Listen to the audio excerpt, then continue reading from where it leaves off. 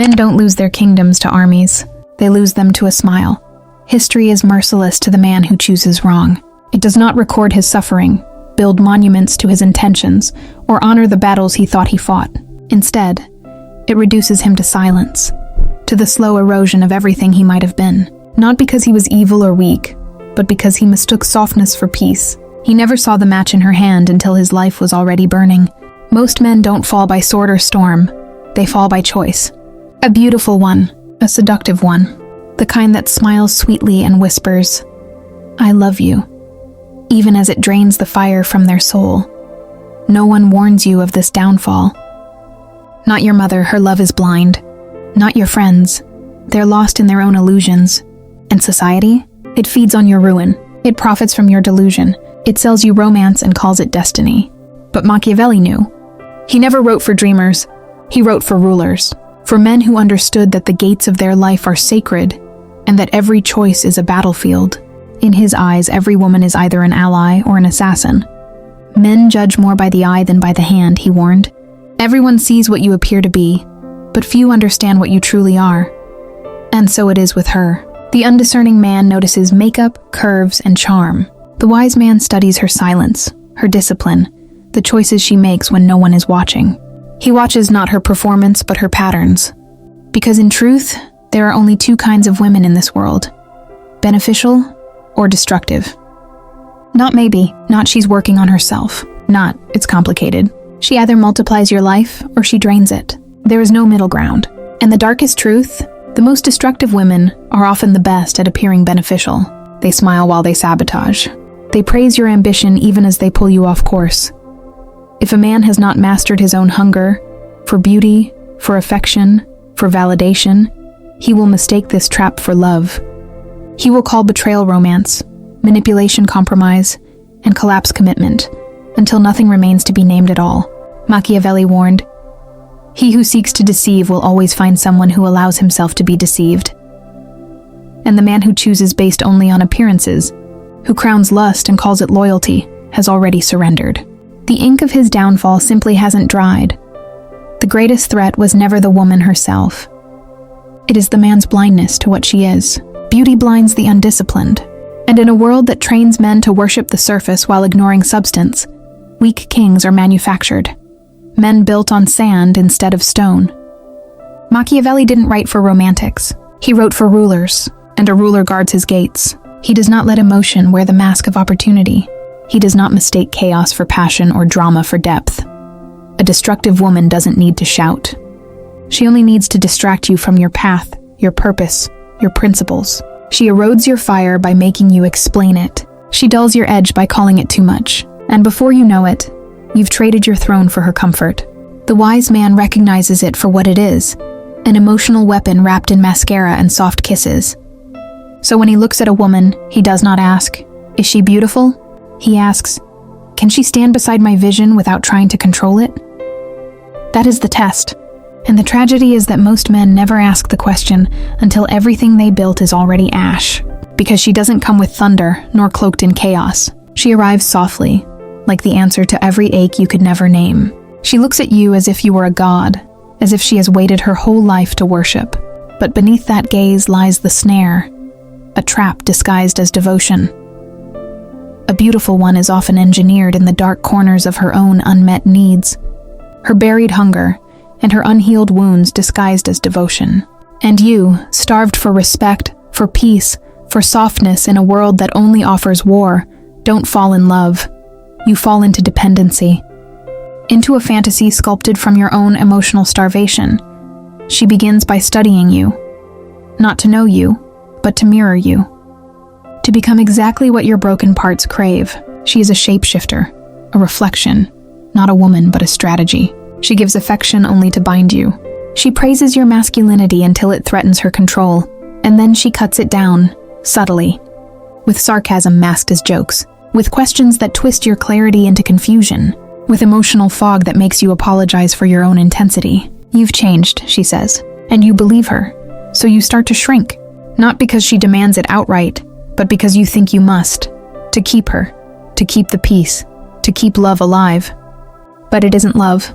It is a slow assassination of your mission, your fire, your truth. The wrong woman doesn't destroy you in one blow. She keeps you distracted just long enough for you to destroy yourself. You begin showing up late to your own purpose. You say yes when your soul screams no.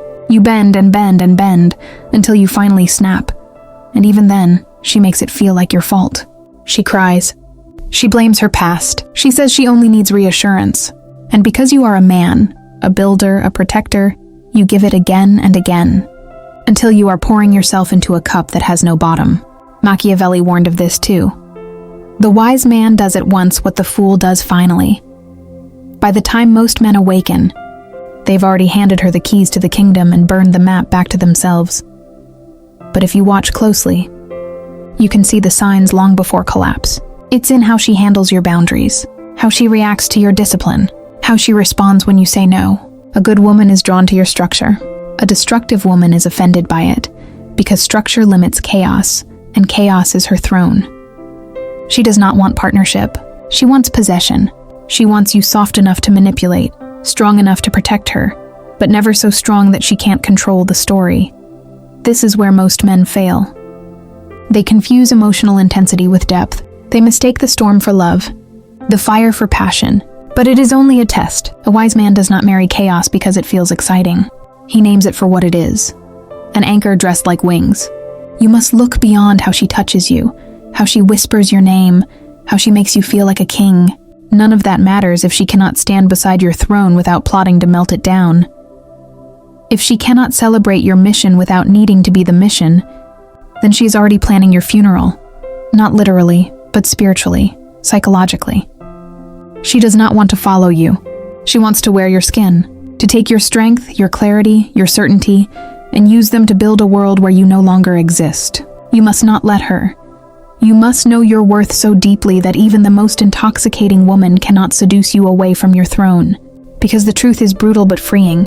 You are not meant to save her. You are not meant to fix her.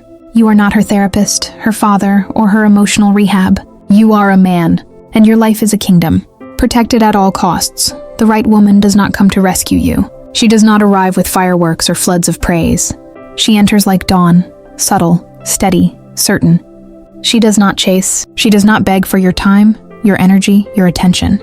She already has her own kingdom, and because she rules herself, she can stand beside yours.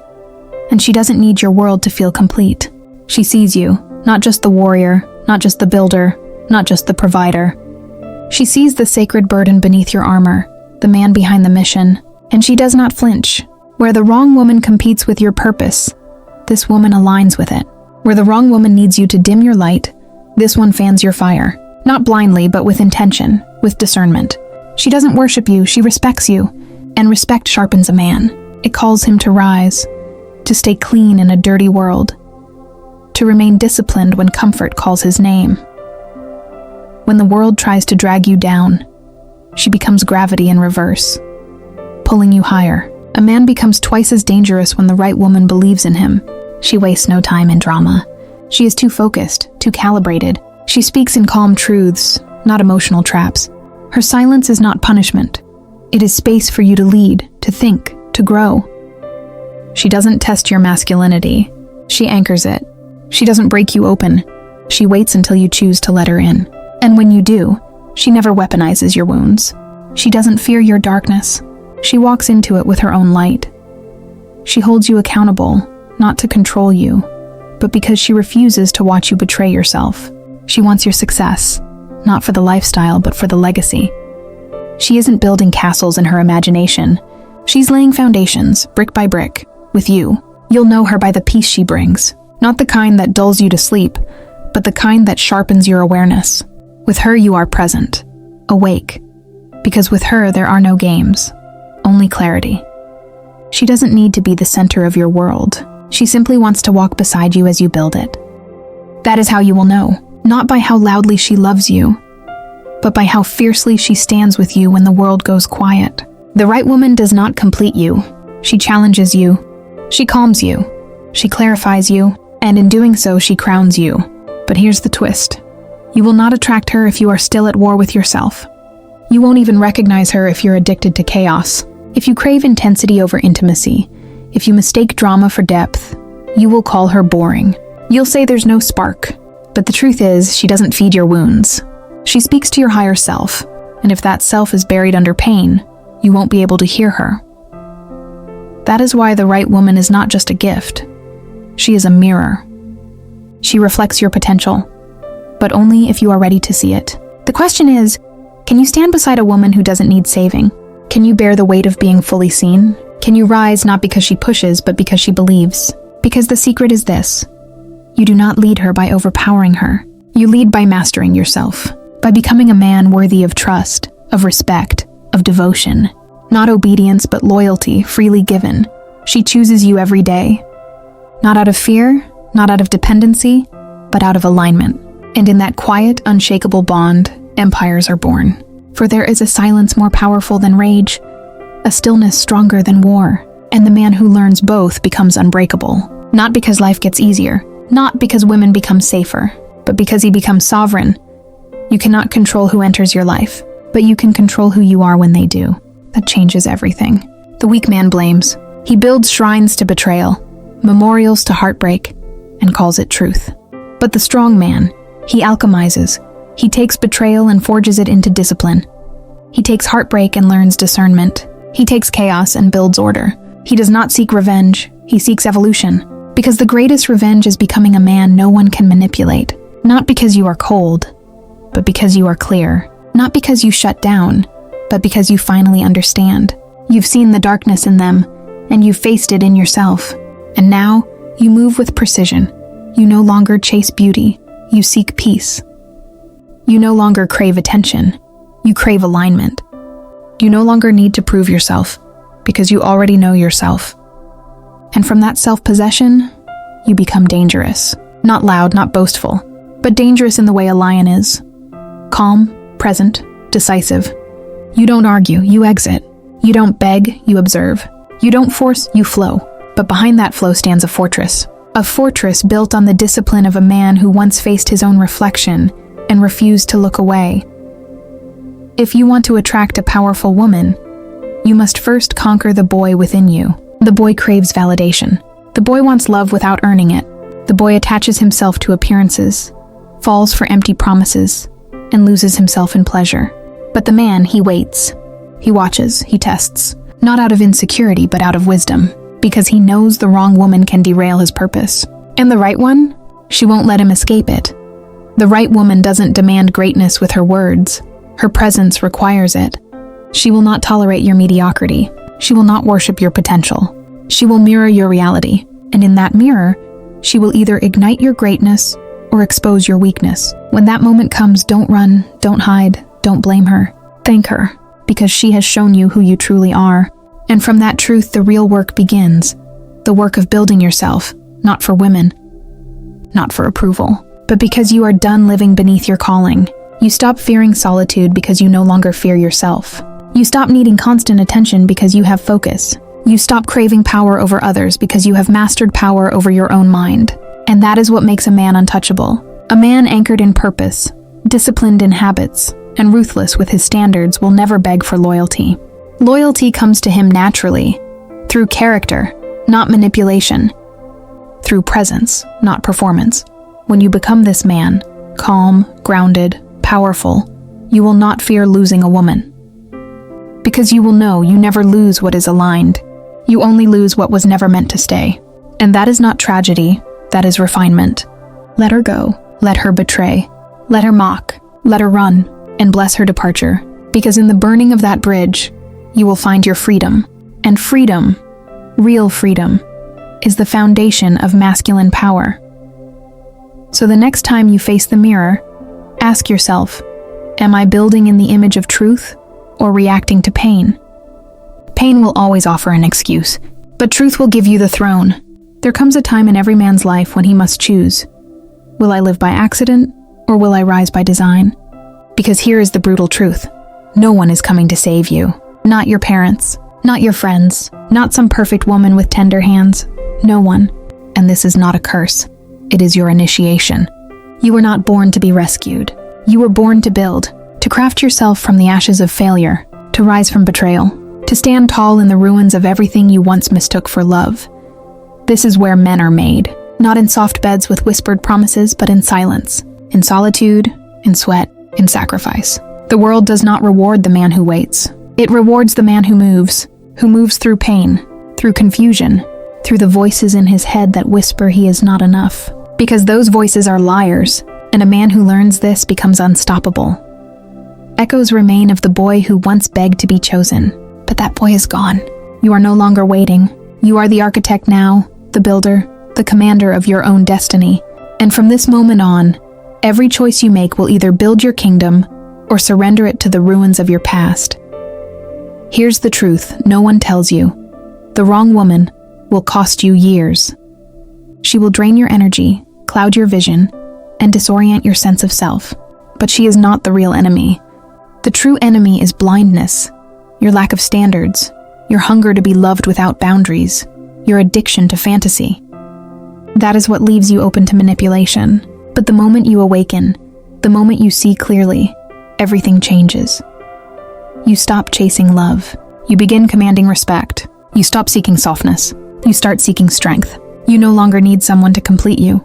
You desire someone who can stand beside you. But first, you must become the man worthy of standing alone. Before you lead others, you must first master yourself. Your mornings, your discipline, your focus. Guard your attention like a king guards his crown. Speak less, observe more, move with intention, and live with fire. Because when you walk like a man who knows who he is, the world adjusts. Women notice. Opportunities appear. Weak men fall silent. And powerful men acknowledge you. This is not luck. It is not magic. It is alignment. And when you are aligned, life bends in your favor.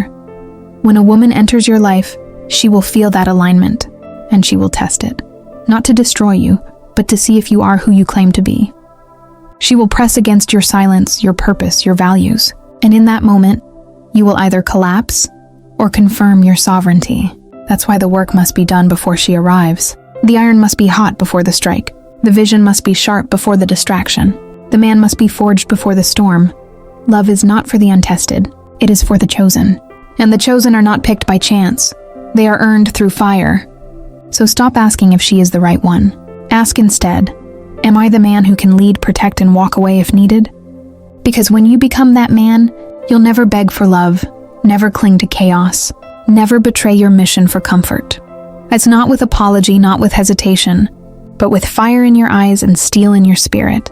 Let the world call you cold, too intense, too masculine, too much.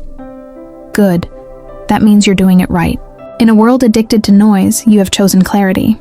In a culture obsessed with softness, you have chosen strength. In a society of followers, you have chosen to lead. This is the code. This is the path. This is the way of men who cannot be broken. And now that you know it, there are no more excuses.